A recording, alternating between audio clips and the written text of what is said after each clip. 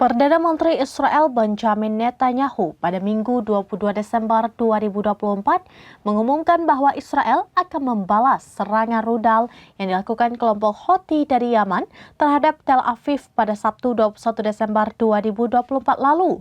Serangan tersebut menyebabkan 16 orang terluka.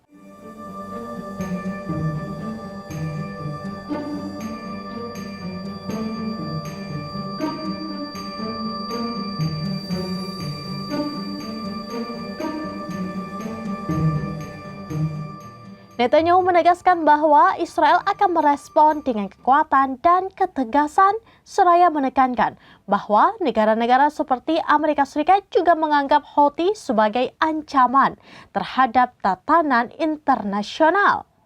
Serangan ini adalah yang kedua kali dilakukan oleh Houthi ke Israel dalam pekan tersebut. Serangan ini juga merupakan bagian dari serangkaian serangan sejak Perang Gaza dimulai pada Oktober 2023. Houthi yang didukung oleh Iran mengklaim bertindak sebagai bentuk solidaritas dengan Hamas yang tengah berperang melawan Israel. Selain Hamas, Israel juga menghadapi kelompok-kelompok lain yang didukung Iran di kawasan tersebut termasuk Hizbullah di Lebanon dan Houthi di Yaman.